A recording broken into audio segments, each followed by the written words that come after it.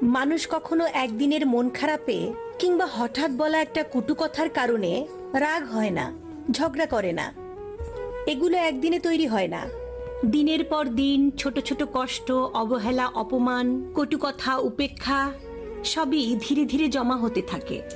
কিছু মানুষ চুপচাপ সহ্য করে যায়, হাসি মুখে সব মেনে নেয়, কিন্তু সহ্যেরও তো একটা সীমা থাকে। যখন সেই সীমা পার হয়ে যায় তখনই ঘটে বিস্ফোরণ। তখন আর ব্যথা বোঝাতে হয় না, শব্দই গর্জে ওঠে। তখন মানুষ আর কিছু ভাবার আগেই বলে ফেলে সবকিছু। সে হয়তো চুপ থেকেছে সম্পর্কটা টিকিয়ে রাখতে, কিন্তু একদিন হঠাৎ সে চিৎকার করে কাঁদতে কাঁদতে বলে ফেলে, আমি কি মানুষ না? আমারও তো অনুভূতি আছে। লোকে তখন ভাবে এই একটা কথায় এত রাগ কেন, কিন্তু তারা জানে না ওই এক কথার পেছনে আছে শত শত না বলা কথা, অগণিত সহ্য করা